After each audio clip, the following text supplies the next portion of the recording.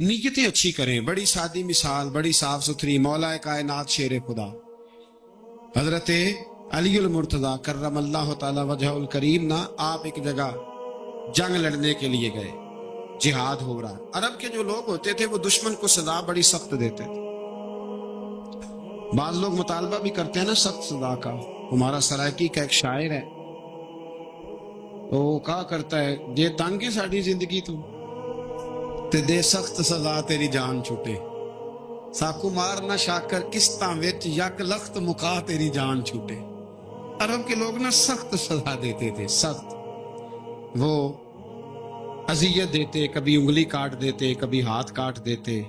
मुख्तार सख्फी ने जब इमाम अली मकाम रदी अल्लाह तआला अन्हु के कातिलों को कत्ल किया तो ज्यादातर की गर्दनें नहीं काटी थी, बल्कि उसने हाथ पैर काट के लोगों को जंगलों में फेंक दिया था।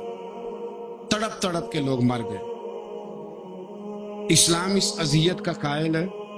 अहले अरब अजियत देते थे, बल्कि दुश्मन जब निढाल होके गिर जाता था ना तो उस पर घोड़े दौड़ा देते थे, घोड़े दौड़ जाते थे उस पर, लाशें मस्क कर देते, नाक कान आंखें निकाल डालते, टुकड़े करते थे वजूद के, अजियत देते थे।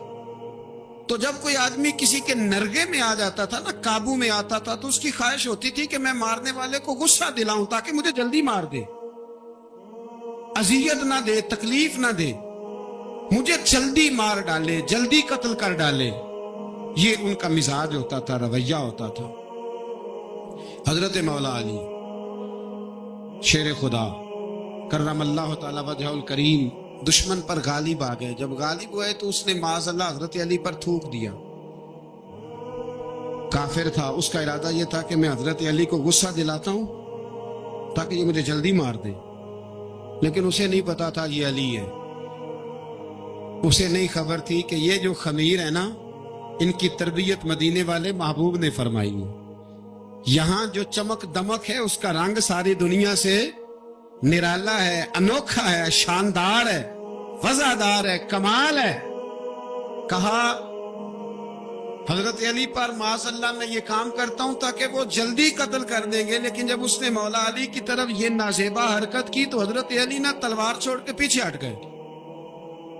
तवज्जो करना, रिजल्ट देखना। मौला अली पीछे हट गए और फरमाने लगे, जा तू आजाद है। वो कहने लगा, मैं आजाद हूं, किस तरह, कैसे? तो हजरत अली फरमाने लगे, मेरा तेरा जाती झगड़ा तो कोई नहीं ना, न तूने मेरी जमीन पे कब्जा किया, ना मेरा माल लूटा, ना मेरी इज्जत पर हाथ डाला। मेरा तेरा झगड़ा अल्लाह की रिजा के लिए, खालिस इसलिए कि तू अल्लाह की नाफरमानी कर रहा, खालिसतन इसलिए तेरा और मेरा ये झगड़ा है। बाकी जहां तक ताल्लुक इस बात का है कि अब तूने मेरी जात शामिल कर दी, अब तूने मुझे तकलीफ दे दी, अब तूने मुझे अजियत में मुब्तला कर दिया।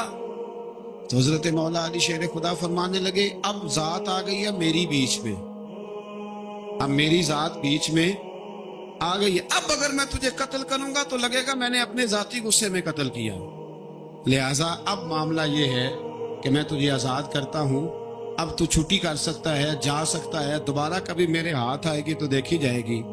मौला कायनात ने उसे छोड़ दिया, लेकिन वो हजरत अली का गुलाम बन गया। वो गुलाम बन गया, कहने लगा, अली अब समझ आई है कि दीन कितना शानदार है, दीन कितना आला है, दीन की कदरें कितनी पाकीज़ा और कितनी हसीन है और कितना मुनव्वर है महबूब करीम का दीन। आप मुझे कलमा ही पढ़ा दे। गोया जो बंदा तलवार से फतह ना हो सका वो मौला अली के खुलूस से फतह हो गया। हजरत अली के खुलूस से, लिल्लाहियत से, अल्लाह के साथ जो उनका रिश्ता था, उस रिश्ते की बरकत से वो आदमी फतह हो गया। मेरे भाई, हमारे मामलात के अंदर लिल्लाहियत खत्म होती जा रही, खुलूस नहीं रहा। करामतें हैं, कहानियां हैं, दास्तानें हैं, इल्जामात हैं, झूठ है, फरेब है, फ्रॉड है, बड़ा कुछ है। अगर नहीं है तो खुलूस नहीं है। अगर नहीं है तो हमारा अल्लाह और उसके रसूल के साथ रिजा वाला मामला नहीं है। किसी चीज को उसकी हकीकत की बजाय हम तसव्वुरात की दुनिया में जाके, ख्यालात, तोहम्मात और अफवाहों की दुनिया में जाके उसको कबूल करते हैं। याद रखो, जिन लोगों की जिंदगियां अल्लाह की रिजा के लिए थी वो लोग बड़े अच्छे थे, بڑے خوش بخت تھے، بڑے خوش نصیب تھے. انہیں بدر کے میدان میں گردنیں کٹانے میں بھی بڑا ہی مزہ آیا تھا. انہیں آپ دیکھیں نا، احد کے میدان میں جانے دینے میں بھی انہیں بڑا مزہ آیا. جب آدمی میں خلوص ہوتا ہے تو اس کے لیے جان قربان کرنا بھی آسان ہو جاتا ہے. لیکن جب خلوص نہیں ہوتا، پھر گفتگو ہوتی ہے، پھر باتیں ہوتی ہیں، پھر داستانیں ہوتی ہیں، پھر کہانیاں ہوتی ہیں، پھر لب و لہجہ ہوتا ہے، پھر منصوبہ سازی ہوتی ہے، پھر ہیلے بہانے، پھر سگرے کبرے جوڑ کے لوگ کہانیاں اور داستانیں بناتے ہیں. خلوص اور للہیت کے ساتھ اللہ کی بارگاہ میں جھکے. عبادتوں کا، ریاضتوں کا، تلاوتوں کا جتنا اللہ ہمیں موقع دیتا ہے اس میں خلوص شامل کرنے کی کوشش کریں، للہیت شامل کرنے کی کوشش کریں، اللہ کی رضا شامل کرنے کی کوشش کریں. میرے نبی رحمت صلی اللہ تعالی علیہ وسلم نا حضرت معاذ ابن جبل کو جب یمن کے لیے روانہ کرنے لگے تو رسول پاک علیہ السلام نے بڑی نصیحتیں فرمائیں. ان نصیحتوں میں درد بڑا تھا. کیوں؟ اس لیے کہ حضور نے انہیں بتلایا تھا کہ جب تم واپس آؤ گے تو میری تمہاری ملاقات نہیں ہوگی، تم میری قبر سے گزرو گے.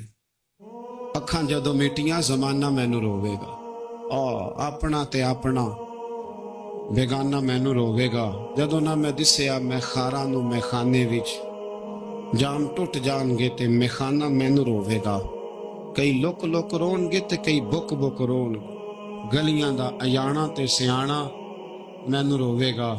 اور کیا خوبصورت بات انہوں نے کہی تھی، مجھے بڑی پسند ہے. کہنے لگے بے قدراں کچھ قدر نہ جاتی، او کیتی خوب تسلی ہو. اے دنیا دار پجاری زر دے کتیاں دے گل ٹلی ہو. بک بک روشن اکھیاں تکیو ویکھ حویلی کلی ہو. تے کوچ نصیر اساں جدوں کیتی پھر پہ جانی تھر تھلی ہو. کوچ نصیر اساں جدوں کیتی پھر پہ جانی، پھر کمال ہو جائے گی. بعد مرن دے مکھڑا میرا ہو جاوے جے تازہ، پھر سمجھ لینا محبوب میرے نے آن پڑے ہے جنازہ. حضرت معاذ ابن جبل رضی اللہ تعالیٰ عنہ سے حضور نے فرمایا، معاذ جب تم واپس گزرو گے نا تو میری قبر کے پاس سے گزرو گے، ملاقات نہیں ہوگی. تو وہ جو نصیحتیں تھی نا اس موقع پر جب آپ گویا کسی سے آخری ملاقات کر رہے ہوتے، ان نصیحتوں کے اندر جو حسن ہوتا ہے، کمال ہوتا ہے، وہ تو جاتے جاتے کی بات لے سجنا سا توڑ نہیں پائی جان ہی دتی راہ تیرے. وہ جو جاتے جاتے کی گفتگو ہوتی ہے، وہ جو انداز ہوتا ہے، بڑا کمال ہوتا ہے. اور اس کی گہرائی اور گہرائی کو وہ سمجھ سکتا ہے جس کو وہ لمحے میسر آتے، جو اس وقت اس مقام پہ کھڑا ہوتا ہے. حضرت معاذ ابن جبل رضی اللہ تعالیٰ عنہ تڑپ کے روئے کہ حضور کیا فرما رہے ہیں. حضور کوئی خاص نصیحت تو نبی پاک نے بڑا کچھ فرمایا. ایک جملہ حضور نے یہ کہا، معاذ عمل جتنا بھی کرنا خلوص کے ساتھ کرنا. اور محبوب نے فرمایا تیرا خلوص کے ساتھ کیا ہوا تھوڑا عمل بھی رب کی بارگاہ میں زیادہ بنا کے تیرے لیے ذریعہ نجات بن جائے. جتنا بھی کرنا خلوص کے ساتھ کرنا. بولیے، خلوص کے ساتھ کرنا، للہیت کے ساتھ کرنا. اس کے اندر کوئی کمزوری نہ آنے پائے. للہیت کے ساتھ، خلوص کے ساتھ، رواداری کے ساتھ، پیار کے ساتھ کرنا. میرے بھائیوں، یہ سمجھنے کا مقام ہوتا ہے کہ جب ہم اللہ اور اس کے رسول صلی اللہ علیہ وسلم کی رضا کے لیے کوئی عمل کرتے ہیں تو اس کا بھی ہمارے دل کو پتہ ہوتا ہے. اور جب اندر ریاکاریاں ہوتی ہیں تو ہمارے دل کو اس کا بھی پتہ ہوتا ہے. ہمیں دونوں باتوں کی خبر اب ہمیں خود سوچنا ہے، ہمیں خود فکر کرنی ہے، غور کرنا ہے کہ ہمارا انداز. ایک بزرگ تھے امام غزالی نے لکھا ہے، انہوں نے 7 سال پورے پانچوں نمازیں جماعت کے ساتھ پڑھی اور پہلی صف میں تکبیر اولیٰ کے ساتھ پڑھی. 7 دن نہیں پوری پڑھی جاتی پانچوں نمازیں پہلی صف میں پہلی تکبیر کے ساتھ. 7 پہلی صف میں تکبیر اولیٰ کہتا ہے امام نے اللہ اکبر کہا پہلی تکبیر میں تو ہم نے بھی ساتھ ہی اللہ. پہلی صف میں 7 سال تک پانچوں نمازیں تکبیر اولیٰ سے بہت بڑا کارنامہ ہے، بہت بڑی بات ہے. مطلب بندہ یہاں سے اٹھ کے آتے، وضو کرتے کوئی معاملہ آ گیا، کوئی مطلب اس کو حاجت ہو گئی استنجا وضو کی، تو وہ ٹائم نکل جاتا ہے. کئی دفعہ ایسے ہوتا ہے. 7 سال پورے نماز پڑھی تو کہتے ہیں 7 سال کے بعد نا ایک دن 8واں سال لگا ہوا تھا تو بزرگ فرماتے ہیں میں ذرا لیٹ ہو گیا، تکبیر اولا تو مل گئی پر پہلی صف نہ ملی، تیسری صف میں جگہ ملی. بزرگوں کے تقوی دیکھیے گا.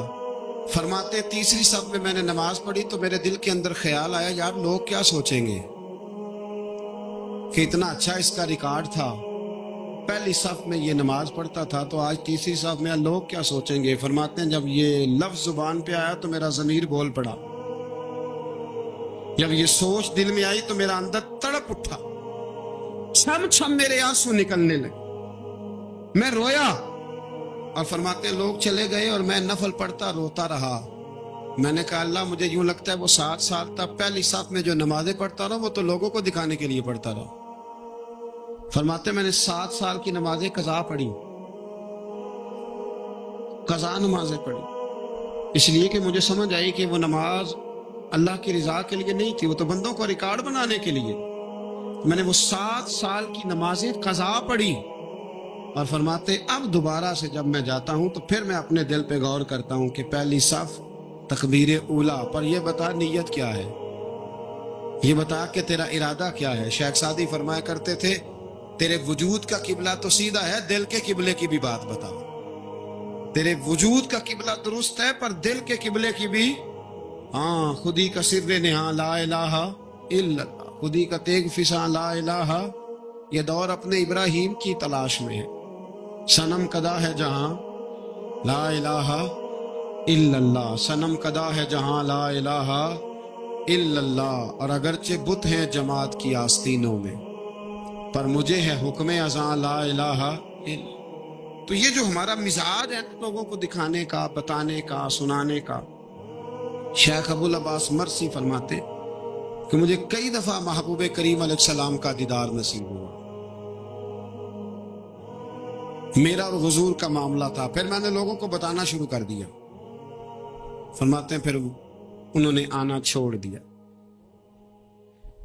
اس لیے کہ کچھ باتیں ایسی ہوتی ہیں جو بتانے کی نہیں ہوتی. لیکن کچھ بندوں کو بشارتیں ہوتی بڑی ہیں، وہ ان بیچاروں کو بد ہضمی ہو جاتی. وہ بتائیں نا جب تک 20 لوگوں کو، تب تک ان کی وہ بد ہضمی ختم ہے.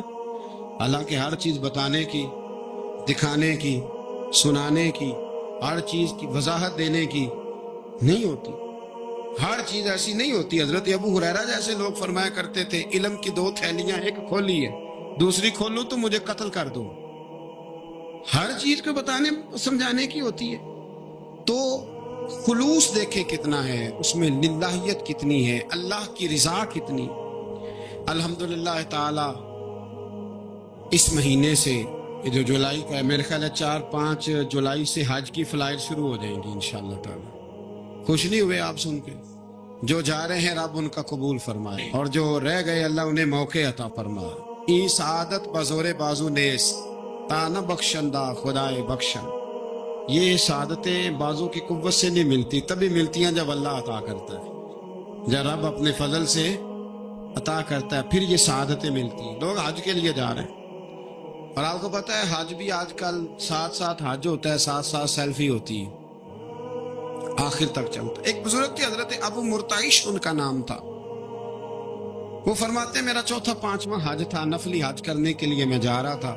تیاری میری مکمل ہو گئی تھی، 2-4 دنوں میں میری روانگی تھی، ارادہ میرا مضبوط تھا، معاملات سارے طے ہو گئے تھے، بس میں جانے کے قریب تھا.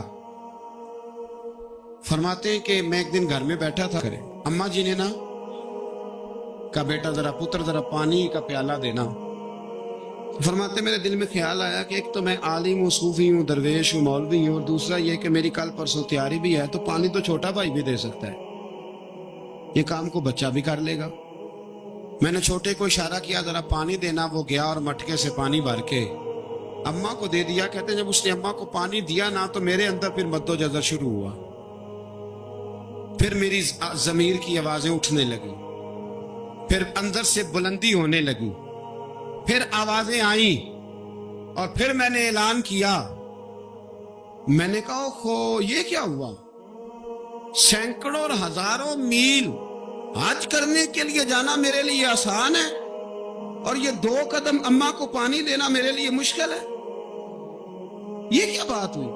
حالانکہ حج کرنے سے بھی اللہ نے راضی ہونا تھا اور اماں کو پانی پلانے سے بھی اللہ نے راضی ہونا تھا. پر یہ میں کس جگہ کھڑا ہو گیا ہوں کہ سینکڑوں میل اور ہزاروں میل جا کے حج کرنا میرے لیے آسان ہے لیکن پانی بھر کے لانا میرے لیے مشکل ہے. چند قدموں کے فاصلے پہ مٹکا پانی کا پڑا ہے.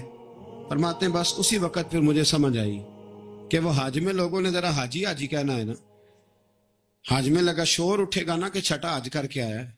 حج میں ذرا آوازیں اٹھیں گی نا ماشاءاللہ کیا بات ہے, پھول ڈلیں گے اور پتیاں گریں گی اور نام ہوگا. لیکن اماں کو پانی دینے سے کسی نے اعلان تو نہیں نہ کرنا, شاباش تو نہیں نہ دینی, کسی بندے نے آواز تو نہیں نہ اٹھانی. فرمایا میں اسی وقت اسی لمحے اٹھ کے ماں کے قدموں میں بیٹھا اور پیر پکڑ کے کہا ماں مجھے معاف کر دے. ماں کہنے لگی بیٹے کیا ہوا؟ میں نے کہا ماں مجھے سمجھ آ گئی, آج میرا نفلی ہے, میں اس سال نہیں جاؤں گا اگلے سال جاؤں گا. اب یہ پورا سال میں تیری نوکری کروں گا, میں تیری خدمت کروں گا, تیرے پیر دباؤں گا, تیرے لیے کھانا لاؤں گا, میں تیری ڈیوٹی کروں گا. اس لیے کہ مجھے سمجھ آئی ہے کہ نیکی کا تصور اصل میں ہے کیا. ہم بالعموم وہ نیکی کرنے جا رہے ہوتے ہیں جو نیکی بھی ہوتی ہے اور دنیا میں اس کا نام بھی ہوتا ہے, تذکرہ بھی ہوتا ہے, اس کی وجہ سے ہمارا قد بھی اونچا ہو رہا ہوتا ہے. حالانکہ نیکی کا تصور تو بڑا چھوٹا سا ہے. کل معروف صدقہ, مسکرا کے ملنا بھی نیکی, رزق حلال کما کے بچوں کو کھلانا بھی نیکی, گلی سے پتھر اور کانٹا اٹھا دینا بھی نیکی. پر ہمیں تو کوئی لمبی چوڑی نیکی چاہیے, کوئی بڑی نیکی چاہیے. اس لیے بہت سارے ایسے لوگ ہیں جو نیکیاں ان کے پہنچ میں ہوتی ہیں وہ نہیں کرتے. وہ محرم کے ایام میں نا ایک جگہ پہ حاضری کا موقع ملا تو وہاں ایک صاحب کہہ رہے تھے ہم مریں گے, لڑیں گے, جانیں دیں گے, قربانی دیں گے, ہم امام علی مقام کی سنت ادا کریں گے, سارا کچھ کریں گے. تم بعد میں وہ میرے پاس بیٹھے تو میں نے انہیں کہا کہ جب جنگ کا موقع آئے گا تو انشاءاللہ لڑیں گے, جانے بھی دیں گے. پر ابھی آپ یہ کام کریں کہ امام حسین ایک رات میں پورا قرآن پاک پڑھا کرتے تھے, یہ والی سنت امام حسین کی شروع کریں. یہ والی سنت ابھی آپ سٹارٹ, جب وہ موقع آئے گا تو انشاءاللہ وہ کام بھی کریں گے. تو یہ والی سنت آپ سٹارٹ کریں امام صاحب کی. امام صاحب 100 نفل پڑھا کرتے تھے فرض نماز کے علاوہ روزانہ, 100 رکعت نماز نفل. تو آپ یہ والی سنت امام حسین کی شروع کریں نا, تو جب کربلا سجانے کی باری آئے گی تو پھر کربلا بھی سجا لیں گے. لیکن ہم نے یہ والے کام نہیں کرنے, نمازیں 5 پوری نہیں پڑھنی, ہم نے تو صرف کربلا والی سنت ادا کرنی, نعرے لگانے ہیں, وہاں تک پہنچنا ہے. میرے عزیز یاد رکھیں, اللہ کی رضا ہر جگہ پیش نظر ہو. میرے رسول کریم صلی اللہ تعالی علیہ وسلم کی عالی مرتبت خدمت میں ایک جنگ کے موقع پر صحابہ نے عرض کیا تھا کہ یا رسول اللہ صلی اللہ تعالی علیہ وسلم فلاں آدمی بڑی ہمت سے لڑ رہا ہے, جہاد کر رہا ہے, بڑی بات ہے. تو حضور نے فرمایا یہ جہنمی ہے. جہاد کر رہا تھا, توجہ ہے میری بات پر. حضور نے فرمایا یہ جہنمی ہے, یہ دوزخی ہے, یہ بندہ جنتی نہیں. جب سرکار دو عالم صلی اللہ تعالی علیہ وسلم نے یہ بات ارشاد فرمائی تو صحابہ کہتے ہیں ہمیں تجسس ہوا کہ یہ کیا بات ہوئی, اتنی ہمت سے, جوان مردی سے, اتنی وہ دلیری سے لڑ رہا ہے اور حضور نے فرما دیا دوزخی ہے. کیسے دوزخی کیسے؟ تو ایک صحابی کہنے لگے میں اس کا پیچھا کرنے لگا. جب پیچھا کرنے لگا تو اس پر نا کچھ زخم کاری لگ گئے تھے, زخم گہرے تھے.